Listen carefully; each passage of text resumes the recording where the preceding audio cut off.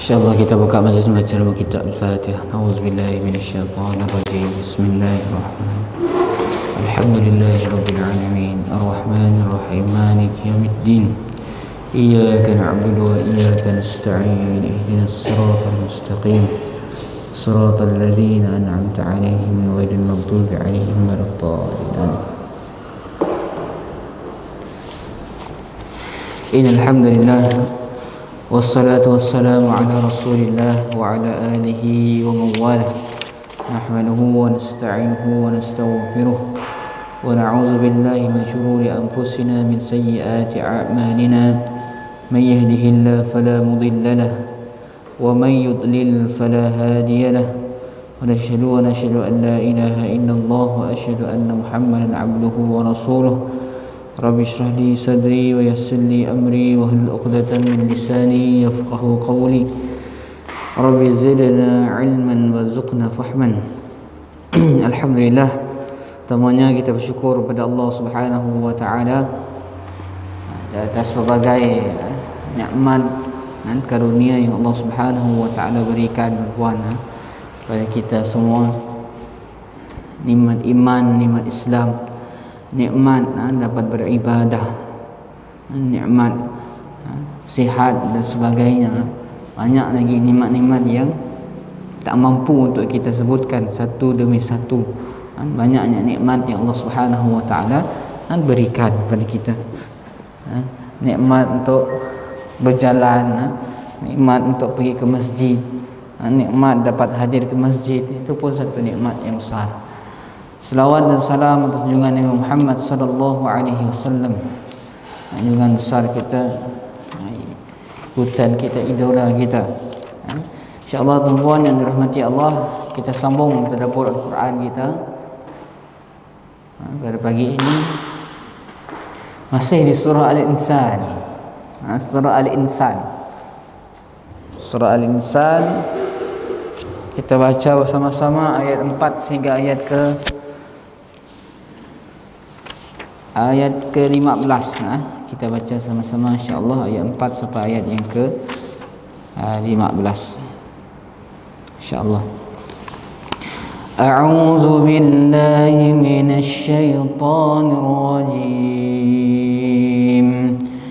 Inna a'tadna lil kafirina salasila wa aghlalan وسعيرا إن الأبرار يشربون من كأس كان مزاجها كافورا عينا يشرب بها عباد الله يفجرونها تفجيرا يوفون بالنذر ويخافون يوما كان شره مستطيرا ويطعمون الطعام على حبه مسكينا ويتيما وأسيرا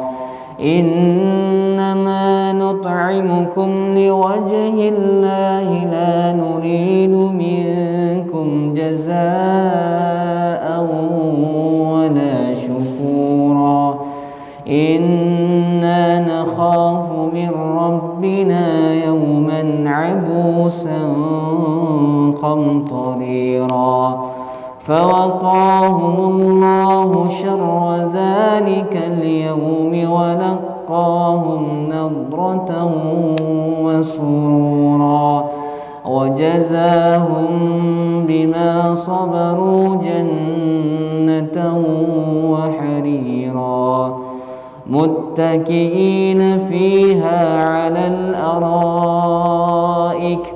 لا يرون فيها شمسا ولا زمحريرا ودانية عليهم ظلالها وظللت قطوفها تذليلا ويطاف عليهم بآنية من فضة min fiddatin wa akwabin kanat qawarira. Sadaqallahul azim.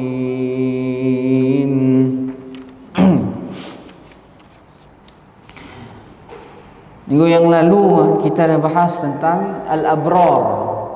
Siapa dia al-abrar? Orang-orang yang digelar oleh Allah Subhanahu wa taala sebagai al-abrar.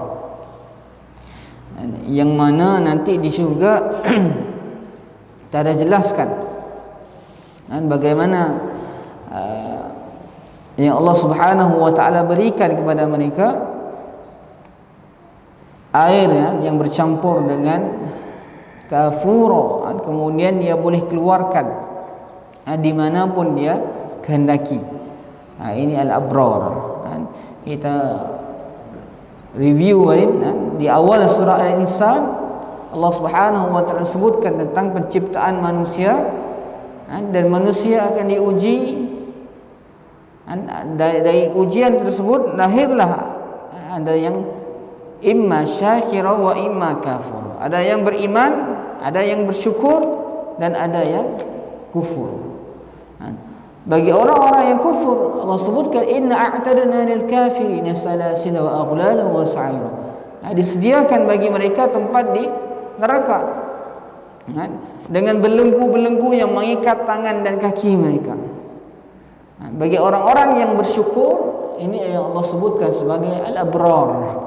Al-abrar, dan Allah sebutkan apa sahaja yang mereka lakukan dahulu di dunia. Yang pertama, yufuna bin nadri, dia menunaikan nazar, ataupun ada satu keinginan yang kuat untuk melakukan kebaikan, memenuhi nazar, tekad untuk dia berbuat baik. Ini yang pertama, al-abrar. Kemudian yang kedua, sifat al-abrar, dia takut dengan hari kiamat. Takut dengan hari kiamat. Yufuna min nar wa yakhafuna yawman kana syarruhu mustatira. Ini sifat yang kedua. Kemudian yang ketiga, apa yang dilakukan oleh al-abrar ketika dahulu di dunia, yut'imuna at-ta'am, memberi makan yang dia disukai, yang dia sukai, berbuat baik kepada orang-orang lain, dan mengutamakan orang-orang lain, memberi makan yang dia sukai, makanan ataupun barang yang dia sukai, dia beri kepada orang lain. Kita sebut minggu lepas isar, bagaimana dia mengutamakan sahabat-sahabat dia yang lain. Minggu lepas kita sebutkan dalam perang, orang nak mati pun masih mengutamakan kawan-kawannya yang lain. Isar. Ikrimah bin Abu Jahal, ketika sakaratul maut, minta air sampai tengok ada sahabat sebelahnya minta air, beri lagi kawannya sebelah. Padahalnya inginkan air, dia perlukan air tadi, tapi dengar kawan sebelah minta air, beri kawan sebelah. Kawan sebelah bila air sampai, dengar kawan sebelah lagi minta air, pun beri sama. Akhirnya sampai air kepada orang ketiga, si sempat dah meninggal. Pergi orang pertama dah meninggal, orang kedua tadi pun dah meninggal. Mereka bagaimana mengutamakan sahabat mereka, memberi yang mereka cintai. Isar. Jadi isar ini tuan-tuan dalam perkara ibadah dibolehkan. Maksudnya dalam perkara-perkara dalam perkara yang harus, dalam perkara yang harus dibolehkan. Dalam perkara-perkara ibadah boleh. Maksudnya mengutamakan orang lain dalam hal ibadah. Kalau hal dunia tadi, makan, minum, kalau kita utamakan yang lain, itu bagus isar. Makanan kita beri yang lain, minuman kita utamakan kawan kita. Tapi dalam hal ibadah boleh isar, mengutamakan kawan yang lain. Contoh di tengah hutan ataupun di tengah padang pasir, kita jumpa air untuk wuduk cukup untuk seorang, kita yang jumpa, dan kita jalan berdua dengan kawan. Kita yang jumpa air untuk wuduk seorang, kita berjalan dua dengan kawan, kaulah pakai air untuk sifar-sifar kaulah. Perkara ini dalam perkara ibadah ini tidak dibenarkan. Isar. Sama juga dalam hal saf tu. Hal saf kalau sudah di depan, si perlu lagi ke belakang. Malah berebut-rebut saf di depan. Apa? Pak Nai, silakan. Kita patut ke depan, Pak Nai. Kita merebut peluang kan, dalam hal ibadah tu, kan, kita yang kena berebut untuk diri kita. Dalam hal ibadah, setengah ulama sebut makruh kalau kita utamakan orang lain. Silakan.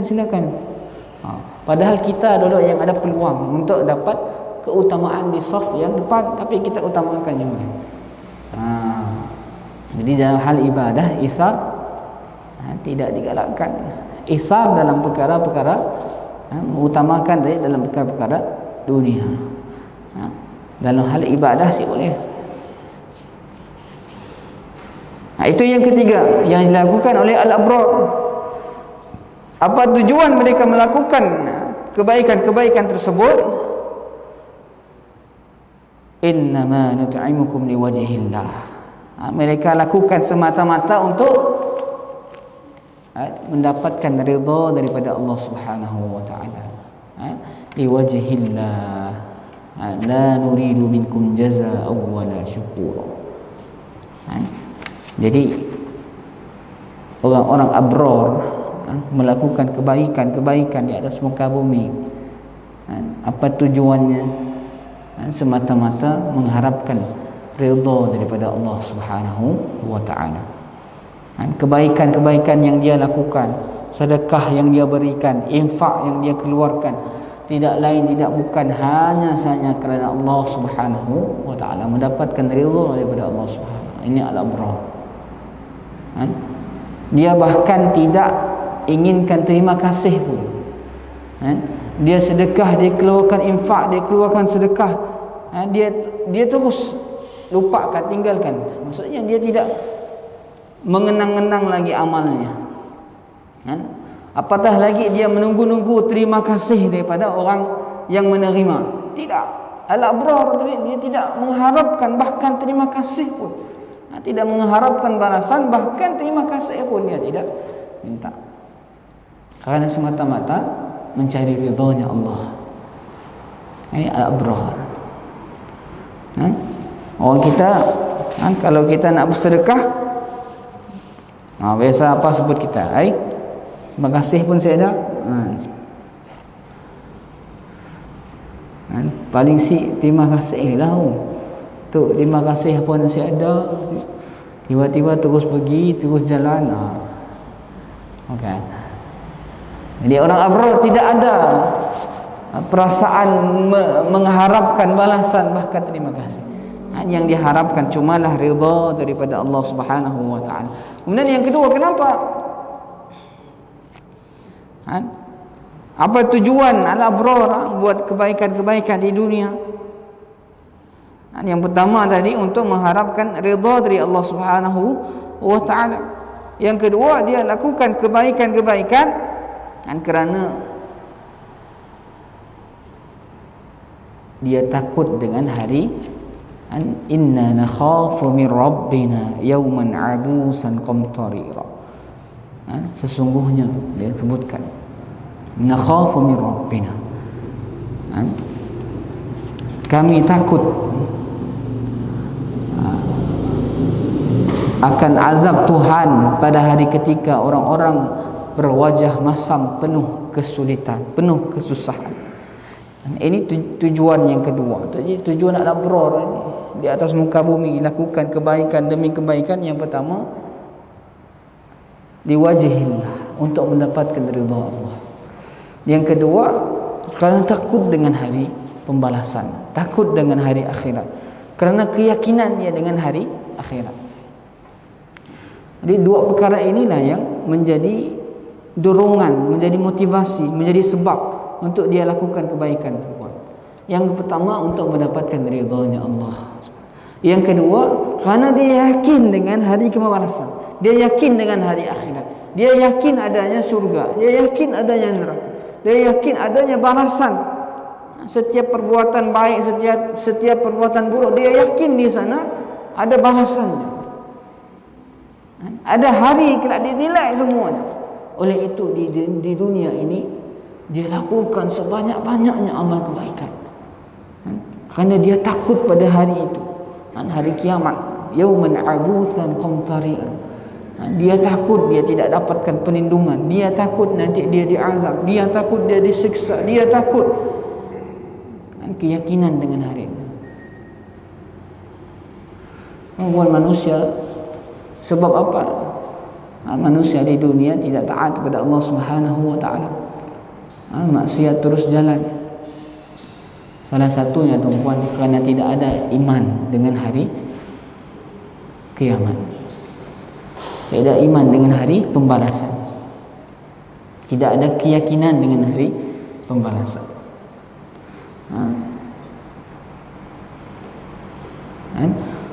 Oleh itu Allah sebut dalam surah Al-Baqarah, wa minan nas may yaqulu amanna billah wal yawmil akhir wa ma hum bimu'minin. Banyak daripada manusia dan daripada manusia ada yang mengatakan kami beriman kepada Allah Subhanahu wa taala dan hari akhirat. Wa ma hum bimu'minin. Allah sebut tapi tidaklah mereka beriman sama sekali. Wa ma hum bimu'minin. Dia sebutkan dia beriman dengan Allah dan hari akhirat. Allah sebut wa ma hum bimu'minin, tapi mereka tidak pun beriman. Kerana orang yang betul-betul beriman dengan Allah Subhanahu wa taala dan juga hari akhirat, beriman dengan hari akhirat, menyebabkan dia sentiasa menjaga setiap amal perbuatan. Kerana dia tahu satu perbuatan yang dia lakukan di dunia ada balasannya. Apa sahaja yang dilakukan di dunia ada akibatnya, ada balasannya kelak di akhirat. Keyakinan inilah yang menyebabkan manusia, orang-orang yang beriman ini menjaga kehidupannya. Kerana tahu kelak di akhirat ada balasan. Kerana takut dengan hari pembalasan. Oleh itu termasuk dalam rukun beriman pada hari kiamat. Kerana itu satu dorongan untuk kita buat kebaikan. Sama lah kalau orang yang bekerja, dia takut kelak di hujung tahun, contohnya si cukup KPI nya. Jadi di sepanjang tahun dia bekerja bersungguh-sungguh untuk kejar KPI. Dia takut penyesalan di akhir tahun. Ataupun dia bekerja untuk mendapatkan target tertentu. Dia akan bekerja sungguh-sungguh. Dia takut. Ketakutan itu yang menyebabkan dia bekerja bersungguh-sungguh. Dia tahu, dia yakin. Dan orang beriman dia ada ketakutan dengan hari kiamat, bahawa akan ada balasan atas setiap apa yang dilakukan di atas muka bumi Allah Subhanahu wa taala. Dan oleh itu dia jaga dan dia lakukan hal-hal kebaikan. Al-khawf, nakhafu al-khawf. Dalam bahasa Arab disebutnya ketakutan. Ketakutan kerana sebab melihat. Tunggu lihat ayat ini, Allah Subhanahu wa taala sebut inna nakhafu. Nakhafu ini maksudnya kami melihat. Kami takut. Takut dalam hal maksudnya takut apabila melihat. Al-khauf, ketakutan hasil daripada melihat. Dan Allah pakaikan perkataan ini, bagaimana orang beriman ini ketakutannya dengan hari kiamat, dia seolah-olah melihat ini, meyakini dan merasai melihat seolah-olah di depan mata tentang apa hari kiamat. Hari kiamat belum ada, tapi dia meyakini alam ghaib, dia meyakini seolah-olah ada di depan matanya. Ini Allah gambarkan bagaimana rasa takut al-abrar, dan umpama dia melihat di hadapan matanya. Inna nakhafu, ketakutan yang lahir daripada melihat.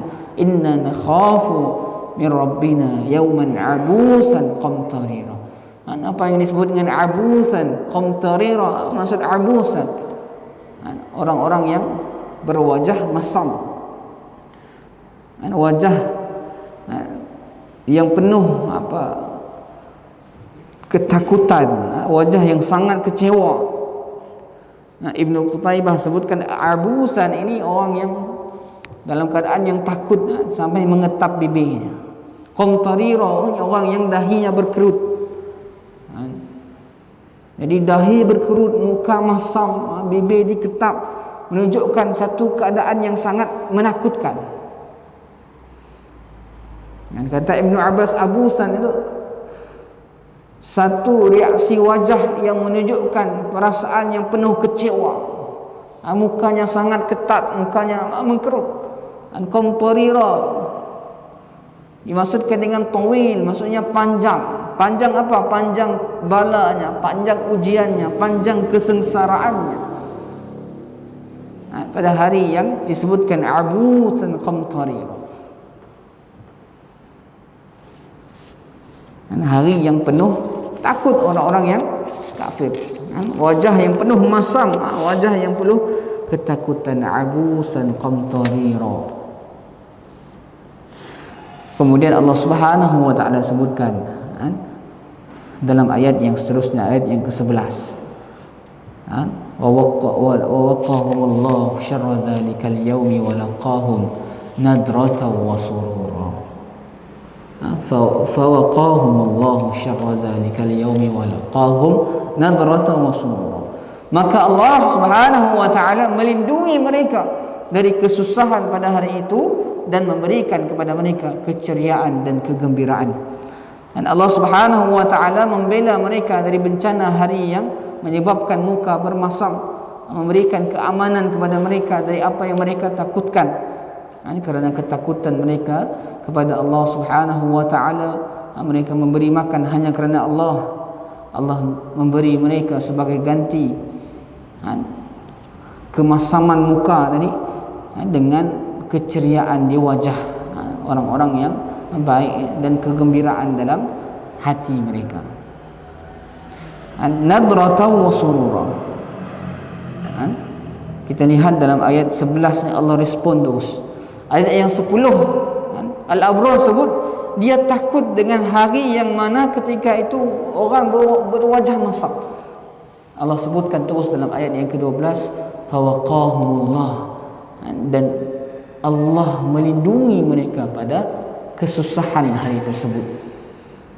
Ini Al-Abrar. Yang pertama Allah sebutkan, Allah selamatkan mereka, Allah amankan kita, Allah selamatkan dia daripada hari yang dia takutkan, hari yang mana Al-Abrar takutkan, Allah selamatkan. Ini Allah beri karunia kepada Al-Abrar. Fawaqahumullah syarra dzalikal yaumi wa laqahum nadratan wa surura. Kemudian yang kedua, setelah Allah Subhanahu wa taala selamatkan daripada hari yang menyebabkan mereka bermasam muka, Allah selamatkan dan Allah berikan mereka nadratan wa surura. Nadrah, apa yang dimaksudkan dengan nadrah? Nadrah ini satu kenikmatan yang terlihat pada wajahnya. Nadrah, kebahagiaan yang tergambar daripada wajahnya. Nadratan, kenikmatan yang ada pada wajah. Nadrah juga bermaksud, ada beberapa maksud. Yang pertama bayadun naqa, putih bersih.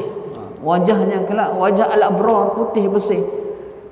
Di akhirat kelak wajah putih bersih. Orang-orang beriman ini wajahnya putih bersih.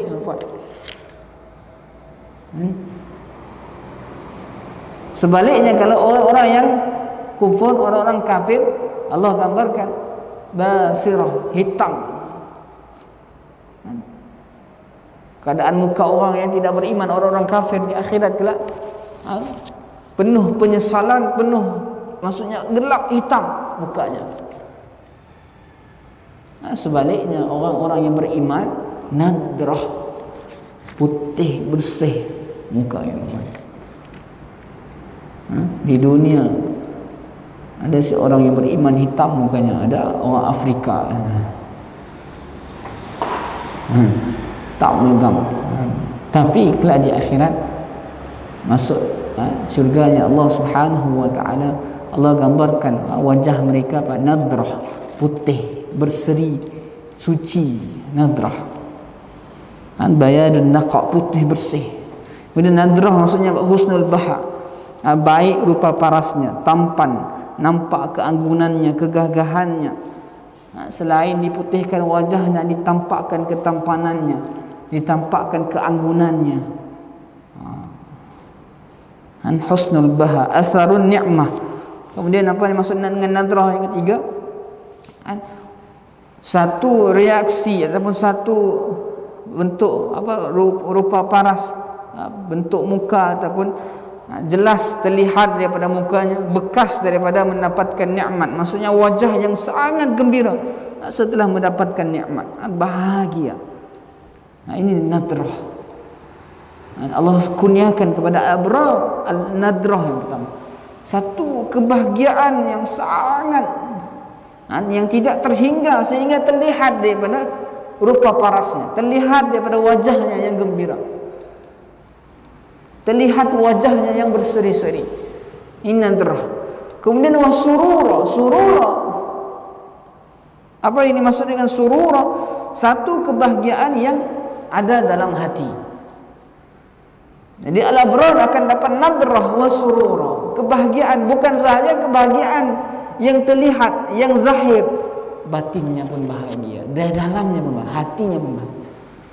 Di dunia orang boleh berlakon berlakon gembira, senyum, tapi di hati tiada siapa yang tahu. Ada di hati menderita, tapi dia nampak bahagia, nampak relax. Apa-apa dalam hati dia ada, dia menderita, dia ada stres, dia ada banyak perkara masalah dan sebagainya. Dia dapat tapuk, dia dapat simpan daripada mukanya ni, maksudnya bentuknya, rupa parasnya, reaksi mukanya. Ada yang bagus mukanya tapi dalam hati kecewa. Tapi kalau di akhirat Allah jadikan zahir, bentuk luarnya pun dah nampak sangat gembira, dan di dalam hatinya pun gembira. Nadrata wa surura, kebahagiaan yang ada di dalam hati. Nadrah wa surura ini Allah bagi dua ini sebagaimana Allah ganti dengan ketakutan mereka terhadap hari. Ayat yang ke-11, mereka takut dengan hari yang abusan qamtarira. Abusan, orang yang bermuka masam, hari yang menyebabkan orang yang bermuka masam. Mereka takut dengan abusan, tadi Allah ganti dengan apa? Nadrah. Lawannya apa? Muka yang bahagia, muka yang mendapatkan nikmat. Allah bagi terus, Allah ganti terus, Allah balas terus. Mereka takut dengan abusan, hari yang menyebabkan orang bermuka masam. Allah bagi mereka nadrah, muka yang bahagia, muka yang gembira. Mereka takut dengan qamtarira, satu ujian kesengsaraan yang panjang, yang menyusahkan, yang menyakitkan jiwa, yang menyebabkan akhirnya dahinya berkerut. Qamtarinya Allah bagi surura, kebahagiaan yang ada di dalam hati. Dia takut dua perkara itu, Allah hilangkan dan Allah ganti dengan lawannya daripada ketakutan dia tadi. Wa surura. Kemudian Allah sebut apa? Wa jazahum bima sabaru jannatan wa harira. Dan dia memberi balasan kepada mereka kerana kesabarannya. Dan apa yang Allah Subhanahu wa taala berikan? Syurga, jannatan wa harira, dan juga pakaian sutra. Allah sebut di sini, Allah berikan syurga sebab apa? Kerana apa? Kerana sabarnya tuan-tuan. Sebelum ini ayat yang Allah sebutkan apa yang al-abrar lakukan di dunia. Dia bernazar kebaikan, dia lakukan kebaikan, kemudian dia beri makan orang miskin, dia beri makan dengan ikhlas, dia takut dengan hari kiamat. Tapi di akhir perenggan ayat ini Allah sebut, dan kami balas kesabaran mereka dengan syurga. Allah tidak sebutkan dan kami balas amal-amal yang mereka lakukan yang tadi, tapi Allah sebut sabar.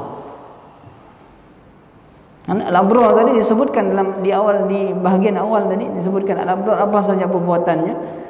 Yufuna min nazar, dia memenuhi nazar. Maksudnya dia keinginan yang kuat melakukan kebaikan, terus kemudian dia yakhafu, dia takut dengan hari akhirat, hari kiamat. Dan kemudian dia memberi makan orang-orang miskin, orang-orang fakir, tawanan, dan dia beri makan makanan yang terbaik, dan dia beri dengan ikhlas. Ini yang Allah sebutkan perbuatan, amal perbuatan al-abrar. Tapi di hujung perenggan ini Allah sebut wa jazahum, dan kerana kesabaran mereka kami berikan dia syurga. Apa kaitannya sabar dengan perbuatan tadi yang mereka lakukan? Kerana sabar inilah dia dapat lakukan semua kebaikan-kebaikan di dunia. Dia dapat lakukan solat, dia dapat lakukan tadi beri makan orang miskin. Kerana sabar dia dapat menyebabkan dia takut dengan hari kiamat. Dengan sabar dia melakukan segalanya dengan ikhlas kerana Allah Subhanahu wa taala. Allah Subhanahu wa taala sebut, Rasulullah SAW sebut tentang sabar. Rasulullah SAW bersabda, as-sabru arba'ah. Sabar itu ada 4, kata Rasul. Yang pertama, awwaluha sabru 'inda sadmatil ula. Sabar pada kali pertama mendapatkan musibah. Sabar ada 4. Sabar yang pertama, sabar kali pertama mendapatkan musibah. Ada orang mendapat musibah, dia lama sikit dia nak rilekskan hatinya. Dia pertama kali mendapat musibah tu mungkin hari pertama ataupun ketika dia mendapat tahu tu dia kecewa, dia mengeluh, dia menangis dan sebagainya. Masuk hari kedua, ketiga, keempat, kelima, dia semakin sabar, dia datang. Ada yang dapat musibah, dia inna lillahi, ini semua datang daripada Allah, apapun kesusahan semuanya datang daripada Allah. Dia terus first time dapat kesusahan, dia terus sabar, datang sabarnya. Ada yang bila ditimpa pertama sekali kesalahan tadi, dia terus tak sabar, tapi kemudian baru datangnya sabar. Al-abrar dia sabar. Pertama sekali mendapatkan musibah, melihat ada orang yang buat salah pun, dia pertama kali lihat dia sabar. Ada yang sabarnya datang kemudian, ada yang dia lihat pun dia terus sabar. Ini pertama kali mendapat musibah. Yang pertama. Kemudian as-sabru ala ada'il faraid. Sabar ketika menjalankan yang fardu, menjalankan kewajiban Allah Subhanahu wa taala, sabar. Menjalankan ketaatan kepada Allah Subhanahu wa taala, sabar. Nak datang ke masjid, sabar. Kalau tidak ada sabar, memang susah nak lakukan kebaikan. Bukan hanya sabar ketika mendapatkan musibah, nak sabar dalam menjalankan ketaatan kepada Allah Subhanahu wa taala, ini pun perlu sabar.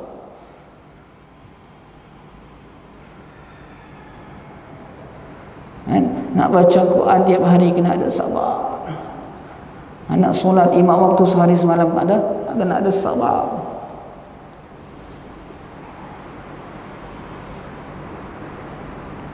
Kemudian apa? As-sabru was-sabru 'ala al-ijtinabi maharimillah. Sabar ketika menjauhi keharaman Allah. Maksudnya sabar dalam menjauhi larangan Allah Subhanahu wa taala. Sabar dalam meninggalkan kemaksiatan, sabar dalam meninggalkan perkara yang dilarang oleh Allah Subhanahu wa taala. Sabar untuk tidak mencuri, sabar untuk tidak rasuah, sabar untuk tidak melakukan apa saja keburukan. Ini pun sabar.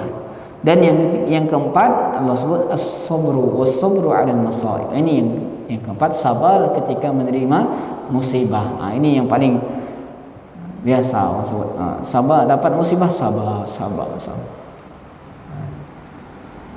Ini kesabaran, 4 kesabaran tadi. Yang pertama, sabar ketika pertama kali mendapat musibah. Pertama sekali, sabar yang pertama sekali ketika mendapat musibah tadi. Yang keempat tadi, sabar yang umum ketika mendapatkan musibah. Yang pertama tadi, sabar yang pertama, maksudnya dapat berita, dapat satu benda yang buruk, dia terus sabar. Dia bukan terus melenting, terus dia susah hati, ataupun dia terus mengeluh, terus dia salahkan yang lain, bukan. Tapi pertama sekali mendapat, dia terus sabar, dia terus cari hikmahnya, dia terus cari dia cari yang dapat meredahkan. Dia kata, oh Allah, dah terjadi, Allah dah takdirkan, sabar. Ini tidak perlu untuk saya sabar pertama sekali mendapat musibah. Yang kedua, sabar menjalankan kewajiban Allah. Oleh itu al-abrar dari kebaikan-kebaikan yang dia lakukan terus kerana ada sabar. Nak beri makan orang yang fakir miskin, nak keluarkan harta, tak ada sabar, susah. Nak datang solat, nak bangun subuh tiap hari, tidak ada sabar. Masya Allah. Sabar ini dunia hanya sebentar, sabar. Dan Allah gantikan, Allah balas kesabaran mereka dengan apa? Jannatan wa harira, dengan syurga dan juga pakaian sutra.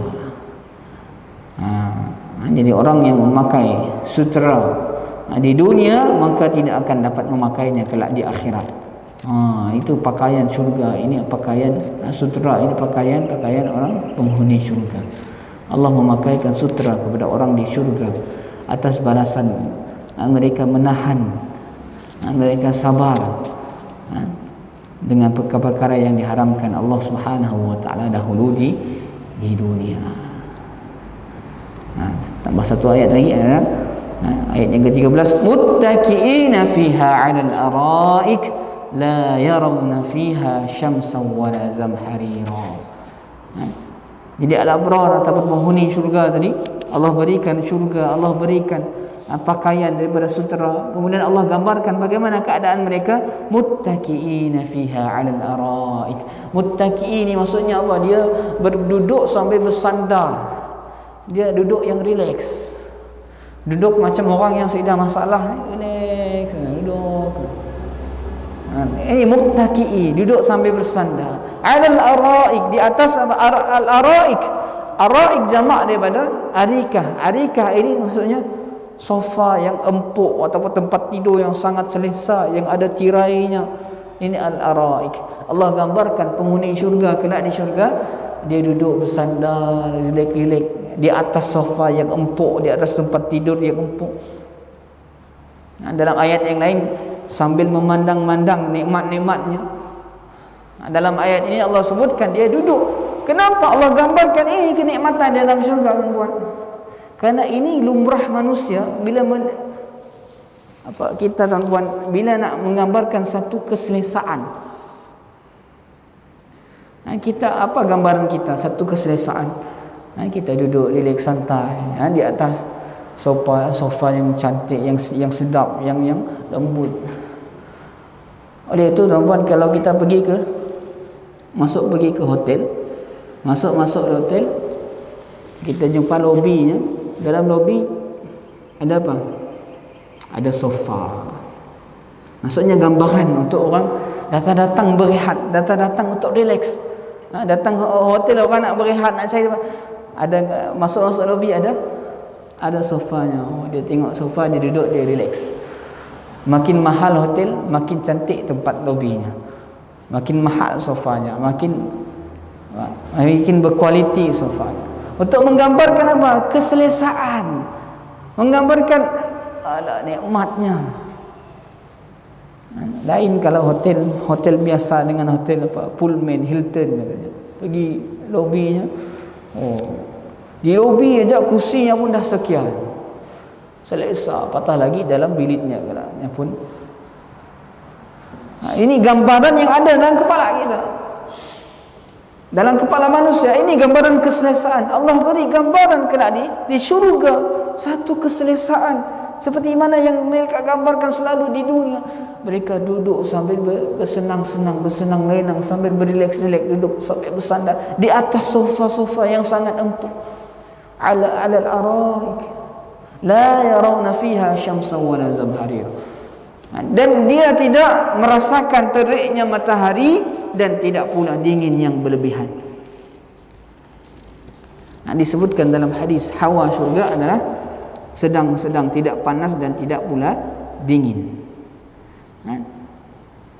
Jadi di syurga tuan-tuan, hawanya Allah sebutkan tidak terlalu panas dan juga tidak terlalu dingin.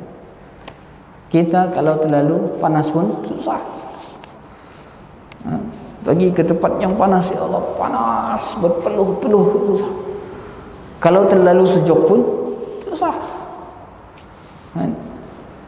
Pergi ke Kundasang, sejuknya, ya Allah, si tahan sejuk. Panas pun susah, sejuk pun susah. Apa yang nak apa?